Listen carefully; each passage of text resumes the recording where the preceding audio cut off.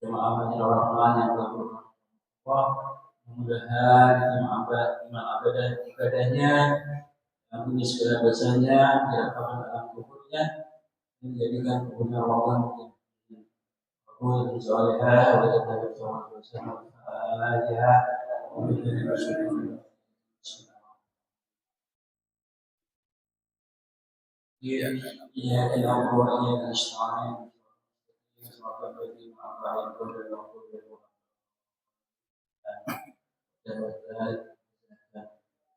صلوا على محمد.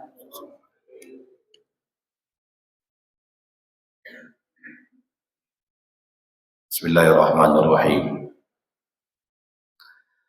Assalamualaikum warahmatullahi wabarakatuh.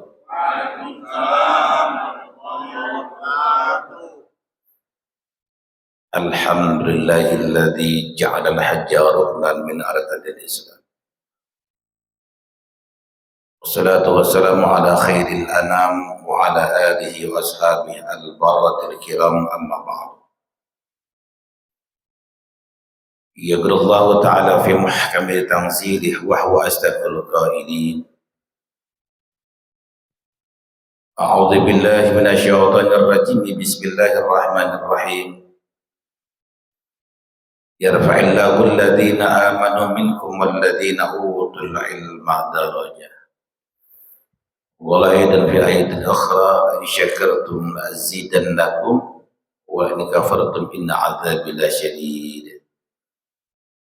وقال رسول الله صلى الله عليه وسلم إذا كان الزنا والربا وباء الولد الأبى وقال صديقه فدخلوا طريقه وآل محمد تنزوه من البلايا والنار أو كما قال رسول الله صلى الله عليه وسلم. Bapak, Ibu, hadirin wal hadirat jamaah Masjid Ar-Rahman yang dimuliakan Allah Subhanahu wa taala.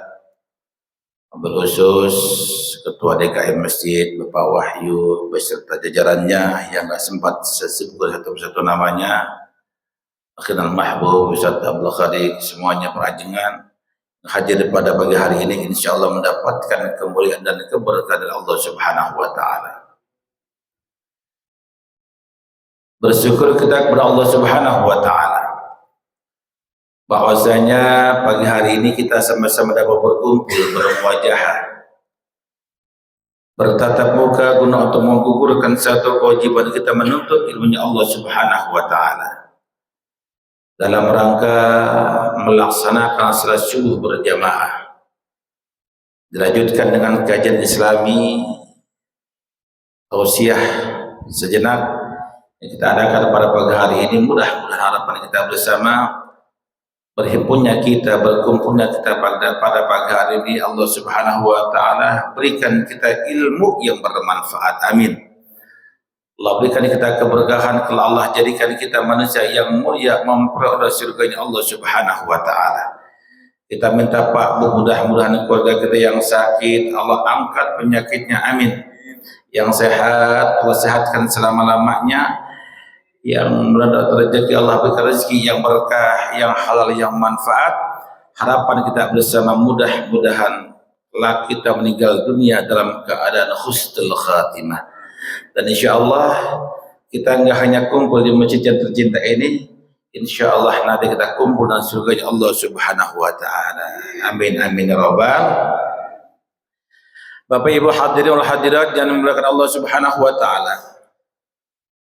Syukur yang kedua, alhamdulillah kita sama-sama dapat berkumpul menghadiahkan diri kita walaupun ngantuk, walaupun hujan dingin, tapi kita enggak nyerah untuk berjamaah subuh. Sebab yang paling berat sebenarnya sholat isya, bukan sholat subuh. Kenapa paling berat sholat isya? Karena sholat isya itu kan panjang waktunya. Habis maghrib terus saja sampai jam 4. Sholat subuh, bener nggak? Tapi menurut saya paling berat subuh. Sebab kata Nabi itu kalau subuh itu ada dua jin yang niupin mata kita itu. Jin yang satu baik, jin yang kedua jelek. Ditiupin aja. Seperti halnya kita duduk taklim seperti ini, Pak. Ada orang yang beli setan aja. Ada nggak? Ada orang yang betah di majelis taklim. Makanya sering saya bilang di kajian-kajian saya sebelumnya, kalau kita berangkat hari ini subuh kena bangga sama Allah Subhanahu wa taala, bangga sama diri kita. Selanjutnya kita menghina orang yang belum sempat sholat subuh, ada yang ngecilin orang. Kok gua dong sholat subuh berjamaah? Jangan salah, Pak, kita nggak tahu kadang-kadang orang yang kita kecilin sedang diangkat derajat sama Allah Subhanahu wa taala. Makanya lebih baik taubatnya seorang pendosa daripada sombongnya orang ibadah. Mudah-mudahan kita yang hadir pada pagi hari ini Allah jauhkan dari sifat riya dan sebagainya. Amin. Kembali kita duduk bersebut di tempat yang mulia ini, Pak. Kembali Allah hadirkan diri kita di masjid yang mulia ini sebab kata Nabi, wajhun malihun, orang yang mukanya semeliwir, girang, senang dan bahagia itu adalah tanda-tanda keimanan dari Allah Subhanahu wa taala. Perhatiin yang di sini coba. Ada nggak yang mukanya cemerut, kayak kepetokan kuburan, ada nggak? Ada nggak kayak batoko pecah di sini? Agak ada tuh, semua ini insya Allah kita yang hadir termasuk ahli surganya Allah Subhanahu wa taala. Kenapa Allah jadikan seperti itu? Karena kata Nabi secara mutlak mereka masuk surga adalah wajhun malihun. Mereka yang punya muka semliwir, girang dan senang. Kenapa dia bisa senang? Dia bisa senang bahagia karena mendapatkan surga dari Allah Subhanahu wa taala. Makanya kalau orang ada yang cemberut aja, berarti bukan ahli surganya Allah Subhanahu wa taala. Tapi kalau kita, Pak, yang sering kena wudu, sering sholat berjamaah, sering apa lagi? Sering silaturahmi, insya Allah muka kita cerah semuanya. Kenapa? Itu tanda kalau kita nanti masuk surganya Allah Subhanahu wa taala. Kata Rasulullah sallallahu alaihi wasallam, salasatun tahta dirrahman azza wa jalla yauma la dhillah illa dhilluh.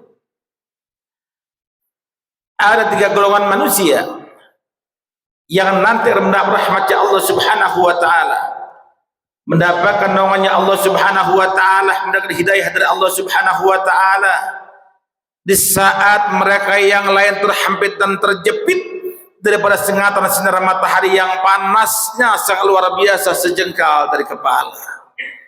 Bayangin kita nih 3 bulan terakhir ini kan panas luar biasa. Ini hujan baru semalam, betul nggak?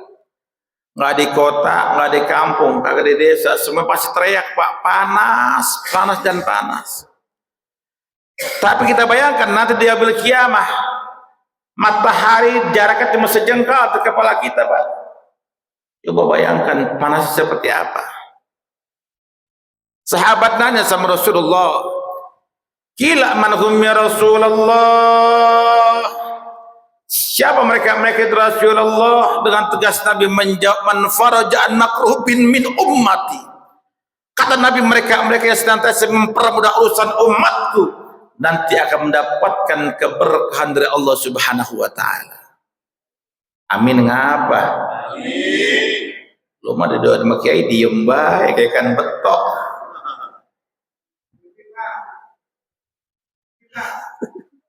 Ntar habis kajian kita baru ngopi ya. Contohnya banyak, Pak. Ketika kita diundang sama sahabat kita, sama saudara kita, sama tetangga kita, untuk menyenangkan hati seseorang, hadirnya kita, dia seneng tuh. Contoh, misalkan Pak Ustaz Abdul Khalik hajatan, kita datang atau diundang tuh, bener nggak? Dia seneng nggak tuh? Dia seneng nggak kita datang? Seneng. Kenapa? Senengnya beliau insya Allah mendapatkan keberkahan juga dari kita semuanya. Ada masjid yang membutuhkan biaya. Tidak hanya biaya, ibu sekalian. Tidak hanya biaya, bapak sekalian. Ada karpet. Ini karpet kan minimal ini buat kita setahun sekali baru dibersihin. Jumat sekali paling cuma diapain? Cuma dihilangin debunya doang. Kalau dicuci total kan setahun sekali mau menghadapi Ramadan. Ini karpet yang kotor kita bersihin Pak. Karena apa? Karena sarana ibadah sama Allah. Atau ada toilet yang kotor kita bersihkan. Karena apa? Karena sarana ibadah kepada Allah Subhanahu wa taala. Sekali lagi, jangan dilihat sepelenya kerjaan tersebut, tetapi mendapatkan kemuliaan dan keberkahan dari Allah Subhanahu wa taala. Karena semua ini adalah sarana ibadah kepada Allah Subhanahu wa taala. Makanya kalau ibadah jangan dihitung-hitung.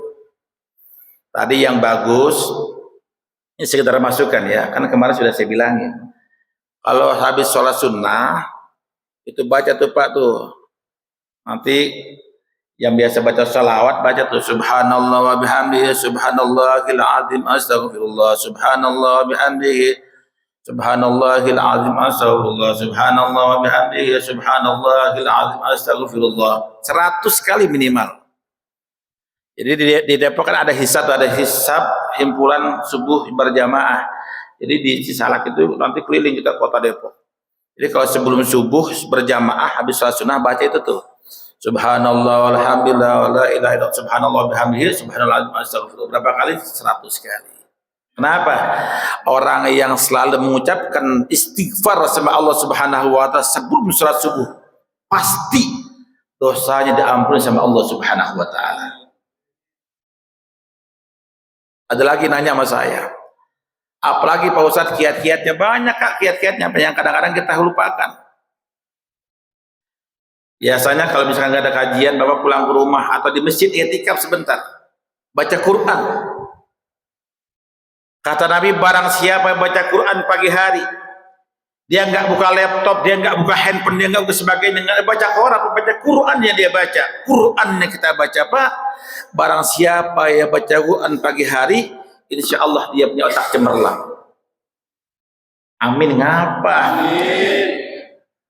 Dia walaqad nasarakumullahu bi badrin wa antum adillah fattaqullaha la'allakum tashkurun. Ittaqulu lil mu'minina alan yaghfiyakum an yumiddakum rabbukum bi thalathati alafin minal malaikah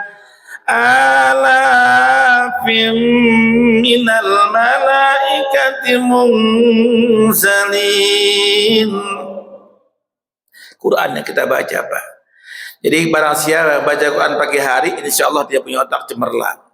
Makanya perhatiin tuh, kalau di masjid ada rumah tahfidz atau di pesantren, biasanya orang hafal Quran kapan? Pagi hari, betul? Ngapalnya nggak diem Pak, goyang Pak. Gitu. Biar nggak apa Pak? Biar nggak apa? Biar orang ngantuk Pak. Coba kalau diem baik ngapal pasti tidur. Jadi kalau pesantren itu dulu saya waktu pesantren tuh hafal Quran tuh bergerak badannya. Ini megang Quran gini, gitu. Kenapa? Biar nggak ngantuk. Jadi minimal nih restoran dulu minimal tuh 1 atau 2 lembar tiap hari loh. Jadi itu. Jadi orang siapa yang baca Quran pagi hari, insya Allah cemerlang. Kenapa? Karena pagi hari itu luar biasa tuh otak cemerlang buat kita itu. Ya. Terus lagi kapan lagi? Bainal maghrib wal isya. Di antara maghrib ketemu isya. Jadi usahain nih kalau bisa usahain sesekali lah boleh. Jangan pulang ke rumah tuh nungguin habis isya tuh, habis sholat maghrib, sholat ba'diyah. Habis sholat ba'diyah minimal buat kita sholat apa? Awabin. Bainal maghrib wal isya, sholat awabin berapa rakaat? 6 rakaat. 2 rakaat salam, 2 rakaat salam, 6 rakaat. Jadi kata Nabi, barang siapa yang sholat sunnah awabin dan ististan tanpa ngomong dia tuh. Jadi gini Pak caranya. Jadi kalau sholat awabin ini Allahu Akbar. Di tengah perjalanan udah ada 4 rakaat nih. Tiba-tiba bini kita nanyain kunci motor di rumah. Mbak, kunci motor mana? Tunjuk aja. Jangan ngomong. Paham? Jangan ngomong. No di sono no batal. Sunnahnya seperti itu. Jadi kalau sholat awabin 6 rakaat, 2 rakaat, 2 rakaat salam, ketika kita di tengah-tengah perjalanan ada yang ganggu, misalkan anak kita, "Bang, minta duit, entar ngapa?" Jangan. Tahan dulu. Selesaikan sholat dulu, baru kita sholat. Ya, baru kita jawab. Kata Nabi, barang siapa yang sholat awabin 6 rakaat dalam maghrib dan isya, insya Allah dosa yang lalu selama 15 tahun Allah ampuni semuanya. Cuma pesan saya jangan dirapel. Ngerti nggak dirapel? Hah? Ngerti nggak dirapel? Contoh sekarang hari Minggu sholat awabin intar malam. Besok hari Senin sholat awabin lagi, besok malam. Selasa, Rabu sholat awabin lagi. Akhirnya ngitung Bapak. Wah, alhamdulillah dosa gue 15 tahun diampunin. Besok Rabu sholat lagi 15 tahun lagi. Jangan dihitung. Ya, masalah pahala urusan Allah. Seperti halnya ketika saya waktu ngisi khotib Jumat di Jakarta, itu ada orang Pak, orang Kristen tatonya luar biasa. Dari ujung ke ujung tato semuanya. Dia datang ke Ustadz, pengen masuk Islam, baru diterima. Kenapa? Suruh ditriskat dulu tuh tatonya.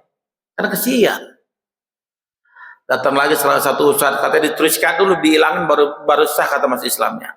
Ketika saya dikasih kajian, dia ketemu sama saya, "Ustadz, Kiai, saya pengen masuk Islam, pengen tobat. Caranya gimana?" Ya, syahadat di sini sekarang.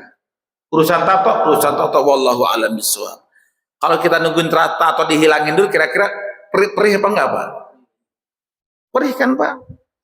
Atau ada alat ya kan sekarang tuh, wow, perih luar biasa, Pak. Saya bilang masalah dosa dan ampunan urusan Allah.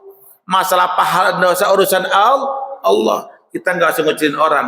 Mumpung orang mau tobat, mau masuk Islam, sahadatin secepatnya. Insya Allah surga jaminan buat kita, Pak. Betul nggak? Kan kalau orang masuk Islam kan diburu-buru, bener. Seperti halnya kita pengen apa? Pengen nguburin mayat. Kan nggak boleh lama-lama, bener? Betul nggak? Dia harus disegerakan. Orang mau nikah, kira-kira dilambatin apa diburuin? Nah kalau misalkan kagak diburu-buru, ntar dia kawin di luar. Tuh. Jadi ketika dia masuk Islam, akhirnya ada sertifikat. Jadi sekarang saya taruh di Masjid Jakarta jadi marbot masjid, Pak. Ini tatonya dari ujung ke ujung, Pak. Sekarang kan viral di TikTok udah banyak tuh. Orang bertato hafidz Quran. Makanya kita kalah kadang-kadang. Maka sekali lagi jangan pernah kita ngecilin orang. Siapa tahu orang yang kita kecilkan sedang diangkat derajat sama Allah Subhanahu wa taala. Akhirnya sekarang saya namain Fahmi Tamami. Ya, alhamdulillah. Yang kedua, ini sahabat nanya lagi sama Rasulullah, "Qila man hum ya Rasulullah?" Siapa mereka Rasulullah? Nabi menjawab, "Man ahya li sunnati." Kata Nabi, mereka yang senantiasa menjalankan sunnahku, menghidupkan sunnahku, nanti akan mendapatkan keberkahan dari Allah Subhanahu wa taala. Amin. Jadi sunnah Nabi itu tidak hanya kita mengerjakan salat ba'diyah dan qabliyah. Tidak hanya kita mengerjakan salat duha, tahajud dan sebagainya. Tidak hanya kita membaca Quran. Ketika hujan lebat luar biasa, hujannya lebat nih Pak. Itu lebat, kaki lebatnya ada petir. Petir tersebut menyambar apa? Nyambar pohonan. Pohonnya sempal nggak kira-kira? Sempal. Tepat berada jatuh di tengah-tengah jalan. Atau ada bukit yang tinggi, Pak. Bukit yang tinggi ini ada batunya, batu tergelincir karena hujan, tepat berada di tengah jatuh jalan raya. Batu yang jatuh tadi, pohon yang sempal tadi kita singkirkan. Saraya kita berdoa, mudah-mudahan setelah kita singkirkan tidak terkena bahaya sama saudara-saudara kita yang lewat. Kerjaannya sepele, tetapi mendapatkan kemuliaan dan keberkahan dari Allah Subhanahu wa taala. Bahkan menurut sebagian ulama, pahalanya itu lebih besar ketimbang kita 100.000 rakaat. Ada yang pernah 100.000 rakaat di sini? Ada nggak? Kalau ada coba saya angkat tangan. Ada nggak? Agak ada. Tapi dengan mengamalkan seperti itu, insya Allah kita mendapatkan kemuliaan dari Allah Subhanahu wa taala. Amin. Makanya sering saya bilang jangan lihat apa sepelenya ibadah, Pak. Di dalam Islam itu kan banyak aturan buat kita semuanya. Mau ngaca kita suruh baca doa. Mau tidur kita suruh baca apa, ada tidur Pak, minimal buat kita orang Islam kalau mau tidur Pak, dawamil wudu, ambil wudu. Ustaz, kan ada bini saya, nomor bini nomor 12. Yang penting biasain, coba dah. Coba biasain Pak. Kalau kita sholat dawamil wudu, apa kalau kita mau tidur ambil wudu, biasain deh. Atau kita habis sholat isya biasain sholat witir. Ini sholat isya nih, habis sholat isya terus sholat sunnah ba'diyah, langsung lanjut sholat witir 3 rakaat. Nanti Bapak waktu bangun sholat tahajud nggak usah witir lagi, atau mau tidur kita sholat witir, biasain Pak. Sanggup? Sanggup dong. Masa kalah sama saya Pak jujur tanya bini saya ikut. Satu hari saya nggak baca Quran, puyeng kepala saya Pak. Jadi Quran itu wajib buat saya. Saya kemana-mana dakwah seluruh Indonesia sudah saya datangin semuanya. 3 bulan sekali saya ke Hong Kong, ke Malaysia, ke Singapura. Tapi saya nggak pernah tinggalkan Al-Quran. Jadi supir saya bawa, saya di mobil baca Quran. Kontainer saya ada, di Alphard saya ada, di mobil lain ada. Pasti Quran yang saya baca. Kenapa? Quran nolong buat saya. Betul? Usahain tuh. Minimal buat kita mau berapa kayak, yang penting membaca Quran, mau selembar 2 lembar baca Quran. Saya 1 hari insya Allah 1 juz, jadi 30 hari 30 juz, insya Allah hatam Quran. Setiap hari, dari dulu sampai gini hari saya nggak pernah tinggalkan baca Quran. Kenapa?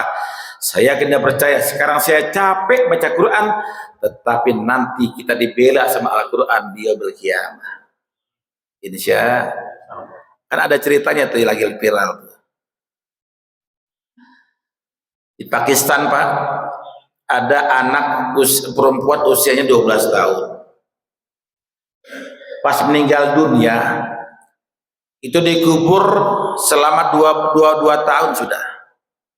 Kalau potongan kita, kalau orang dikubur 2 tahun Pak, kira-kira tinggal apanya? Tinggal tulang belulang. Betul? Karena secara panas luar biasa. Ketika 22 tahun meninggal dunia, nggak lama ada orang meninggal dunia. Itu orang Pak dikubur di sebelahnya mayatnya sudah meninggal dunia 2 tahun. Ini orang yang meninggal dunia pendekatan nggak pernah nggak pernah ibadah sama Allah nih, yang baru meninggal dunia nih, nggak pernah sholat, nggak pernah ibadah, jauh dari majelis taklim, nggak pernah sedekah segala macam, nggak pernah. Pendekatan nggak pernah beramal baik sama Allah Subhanahu Wa Taala. Bapaknya nih anak masih hidup, diimpiin, Pak, tolong pindahkan kuburanku Pak. Aku nggak tahan Pak, ini setiap ada orang di setiap hari dihajar sama malaikat di sampingku Pak, digencet sama bumi Pak, tolong pindahkan kuburanku. 1 kali bapaknya diimpiin, besokannya beberapa hari kemudian diimpiin lagi, Pak, tolong pindahkan kuburanku Pak, karena aku nggak tahan setiap hari orang ini dihajar sama malaikat. 3 kali diimpiin, akhirnya bapaknya dengan bersih hati dia bongkar sama temannya. Apa yang terjadi Pak? Subhanallah azza wa jalla, perempuan umur 12 tahun yang meninggal dunia Pak, sudah 2 tahun dikubur, jasadnya nggak hancur Pak. Kaget bapaknya, rambutnya makin panjang, dia punya muka ceria dan senyum loh. Akhirnya bapaknya teringat, orang-orang tuh ramai ditanyain, ada apa dengan jenazah ini, amalnya juga seperti ini. Yang pertama Pak, dia sering baca Quran. Yang kedua, nggak pernah tinggalin sholat duha. Yang ketiga, kalau punya duit dari bapaknya sering disedekahkan ke masjid. Ternyata itu yang nolong di mana? Dalam kubur. Makanya sering saya bilang, jangankan kita hafal Quran, kita baca Quran istiqomah. Pagi kita baca, maghrib kita baca, minimal buat kita sehari aja habis sholat kita baca. Insya Allah Quran yang kita baca akan menolong kita di yaumil qiyamah. Insya. Yang ketiga, sahabat nanya sama Rasulullah, "Kila manukum ya Rasulullah?" Siapa yang mereka lagi ya Rasulullah? Yang ketiga adalah man aksara salata alayya. Kata Nabi, mereka yang senantiasa memperbanyak berselawat kepadaku. nanti akan mendapat rahmat Allah Subhanahu wa taala, mendapat hidayah Allah Subhanahu wa taala, mendapatkan naungan Allah Subhanahu wa taala di saat mereka yang lain terhempit dan terjepit daripada sengatan sinar matahari yang panasnya sangat luar biasa sejengkal dari kepala. Saya kena percaya satu amalan yang tidak pernah ada efek sampingnya cuma sholawat. Sekali lagi, satu amalan yang kita baca Pak yang nggak pernah ada efek sampingnya cuma sholawat. Pernah dengar nggak ada orang baca sholawat satu hari 5.000 kali terus dia gila, ada nggak? Woi, antuk nih. Saya tanya nih sebelah sini, orang nih setiap hari baca sholawat satu hari 1.000 kali terus dia gila, ada nggak? Nggak ada. Tapi kalau kita mengamalkan amal-amal yang lain, kita contohnya nih, contoh kita puasa seminggu, mutih aja kagak makan apa-apaan, nasi putih, sayur bening, sama telur putih, ya kan? Pengen kebal dibacok, contoh, pengen kebal dibacok, akhirnya dirinya nggak kuat, Allah luar itu gila, banyak nggak? Banyak. Makanya saya bilang satu amalan yang nggak pernah ada efek samping cuma sholawat. Apalagi sakit. Ini air putih, bacain Allahumma sholli ala salatan kamilatan wa sallim salaman taman Allahumma sholli ala sayyidina Muhammadin al-Fatihah lima udah khatim lima sabak Allahumma sholli ala sayyidina Muhammad Allahumma sholli ala nuril anwar wa sallallahu. Bacain Pak, ini menjadi kita insyaallah obat buat kita semuanya. Maka sering saya bilang satu amalan yang nggak pernah ada efek samping cuma sholawat. Sampai di akhir kita baca tuh at-tahiyyatul mubarakatus sholawatu thayyibatu lillah. Assalamu alayka ayyuhan nabi wa rahmatullahi wa barakatuh. Assalamu alayna wa ala ibadillah. Asyhadu an la ilaha illallah wa asyhadu anna muhammadar rasulullah. Kalau itu nggak dibaca nggak sah hukum sholatnya. Dulu mungkin saat atau 5 atau 10 tahun yang lalu itu ada di Sinangkarsa itu ada umat Islam yang justru mengharamkan baca sholawat. Saya bilang kalau haram baca sholawat, bagaimana hukum sholatnya buat kita semuanya? Kalau itu nggak dibaca, nggak sah hukum sholat kita. Inilah makanya kita gunanya belajar. Yang nggak tahu jadi tahu, yang belum pengalaman sekarang jadi pengalaman. Di dalam Islam itu luar biasa Pak, penuh tuntutan buat kita semuanya. Kita mau jalan, Allah kasih doa. Kita mau makan, Allah kasih. Kenapa? Biar hidup kita berkah dunia akhirat. Insya Allah. Ada lagi nanya sama saya, Pak Ustadz, kalau kita giliran sholat, kan sholat itu kan kalau kita khusyuk kan macam-macam. Sebab tingkatan ibadah manusia itu ada 4. Ada tajarrud, ada ma'rifat, ubad, dan awam. Kita ini yang terakhir Pak, awam, mengerjakan sholat hanya sebatas buat kewajiban doang. Ada tajarrud, ada ma'rifat, ubad, dan awam. Kita ini yang terakhir Pak, awam, mengerjakan sholat hanya sebatas buat kewajiban saja. Contoh, usolli fardhu zuhri 4 rakaat mustaqbil kiblati adaan lillahi ta'ala, takbir Allahu akbar, kita baca inna salati wa nusuki wa mahyaya wa mamati lillahi rabbil alamin la syarika lahu wa bidzalika amirtu wa ana minal. Mulai itu setan datang Pak. Ingat pikiran macam-macam buat kita semuanya. Maklum manusiawi. Betul? Apa di kerjaan juga di kantor belum kelar. Anak di rumah 5. Yang satu kuliah, yang satu bengek, macam-macam. Duit belum kumpul, mau lebaran segala macam tuh. Kenapa? Manusiawi.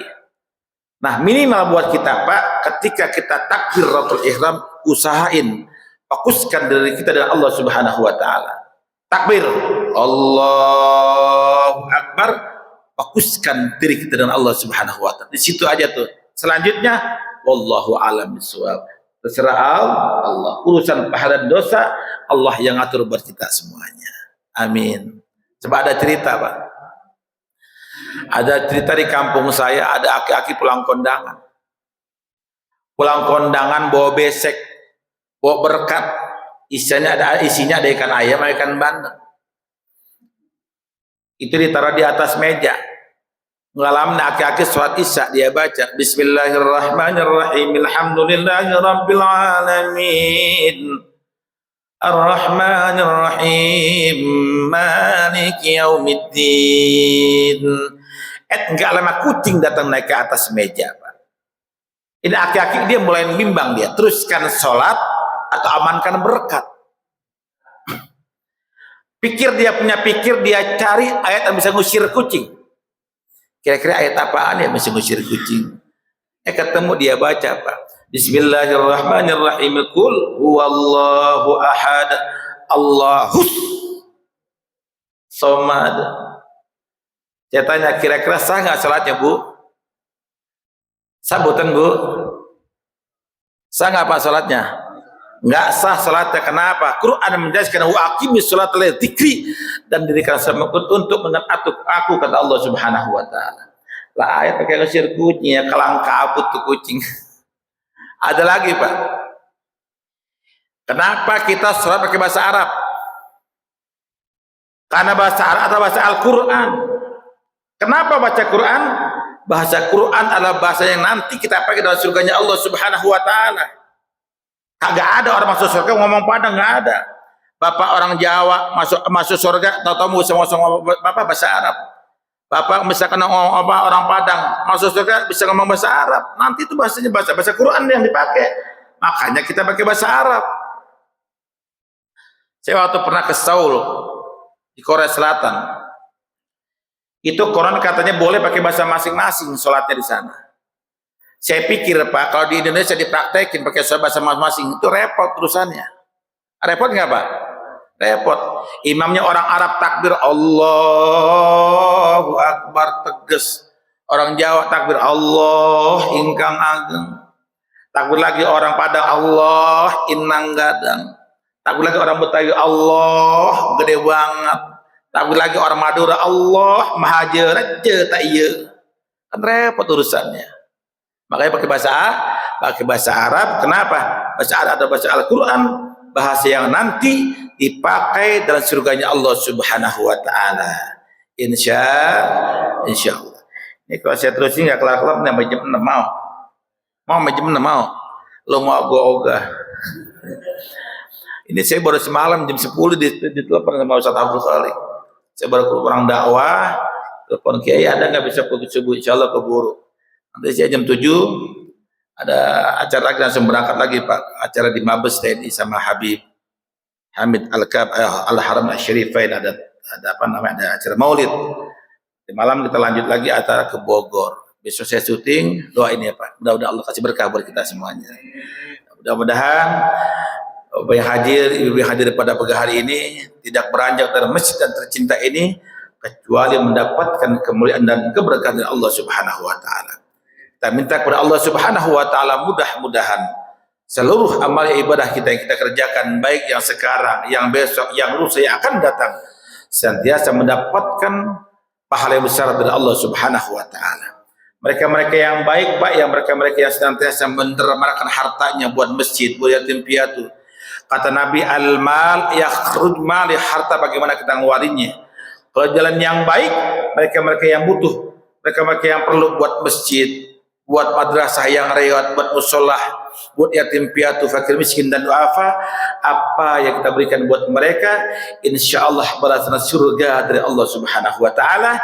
Dan mudah-mudahan mereka-mereka telah meninggal dunia, orang-orang tua kita, guru-guru kita, hadiah kita, anak cucu keturunan kita yang telah meninggal dunia, mudah-mudahan kuburnya Allah jadikan raudhah min riyadil jinan, taman surganya Allah Subhanahu wa taala. Ala hadhihi niyyah wa ala kunnatin salihah wa ila hadratin Nabi Muhammad Rasulullah sallallahu alaihi wasallam bi sirril Fatihah. Bismillahirrahmanirrahim. Alhamdulillahirabbil alamin arrahmanir rahim maliki yaumiddin. Iyyaka na'budu wa iyyaka nasta'in. Shiratal mustaqim shiratal ladzina an'amta 'alaihim ghairil maghdubi 'alaihim waladdallin. Amin. Qala Rasulullah sallallahu alaihi wasallam afdalu ma qultuhu ana wa min qabli la ilaha illallah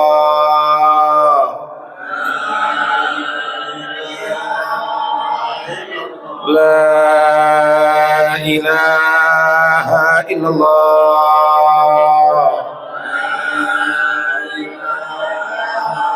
La ilaha illallah.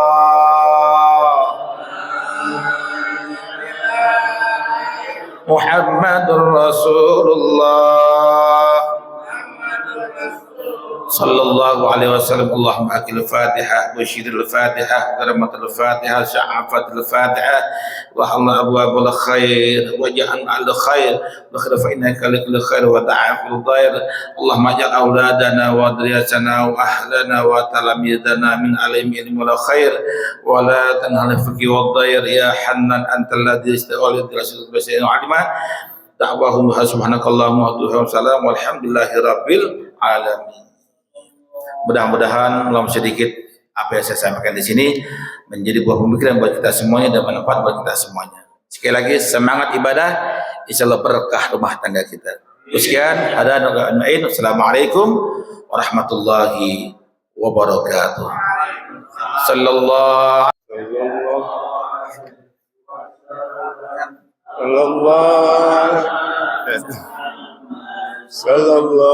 alaihi wasallam.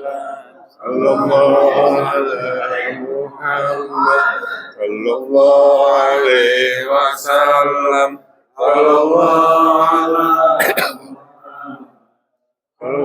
alaihi wasallam.